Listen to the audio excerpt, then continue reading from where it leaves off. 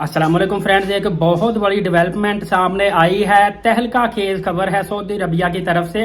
Saudi Arabia बार बार तब्दीलियां पैदा कर रहा है, बार बार नए नोटिफिकेशन जारी कर रहा है और बार बार ये चीज़ों से बाखबर कर रहा है कि ये लोग कितने संजीदा हैं अपने ला को, अपने कवानीन को लेके। अभी जो लोग भी सऊदी अरबिया सफ़र करने जा रहे हैं, स्पेशली तौर पर जद्दा के लिए जो लोग सफ़र कर रहे हैं, पाकिस्तान के अलावा इन्होंने ए कैटेगरी के बड़े ममालिक UK, Canada, Europe, America, Australia, New Zealand वगैरह जो है इनको भी बाखबर कर दिया है जो लोग यहाँ से ट्रैवल करेंगे।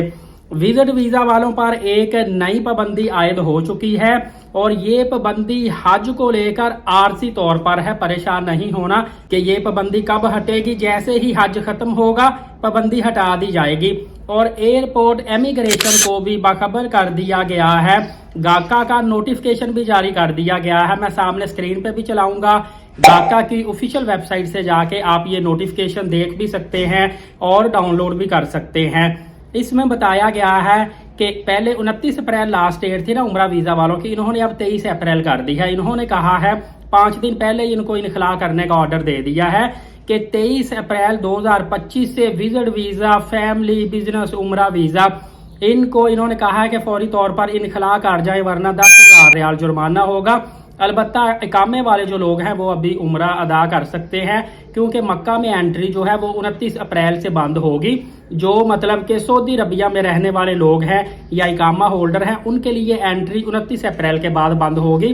बाकियों के लिए 23 अप्रैल को एंट्री बंद कर दी गई है। इवन के इन्होंने कहा है कि जो लोग सऊदी एयरलाइन करवा के अब ट्रांजिट वीज़ा लेकर आएंगे कि हम 3-4 दिन स्टे करके उम्रा करते जाएं, चाहे वो बड़े ममालिक से आएँ, तो उन पर भी ये पाबंदी आयद है कि अब वो उम्रा अदा नहीं कर सकेंगे। मक्का में दाखिला बंद कर दिया गया है। किसी और भी इन्होंने सिटी में जाना है तो इनके पास रिटर्न टिकट का होना ज़रूरी है। अलबत्ता मक्का में दाखिले की इजाज़त नहीं मिलेगी। मक्का में दाखिले की इजाज़त हज परमिट वालों को मिलेगी और ऐसे लोग जिनके पास मक्का का इकामा होगा और या मक्का के जो शहरी हैं सिर्फ उनको इजाज़त मिलेगी और किसी को भी इजाज़त नहीं मिलेगी।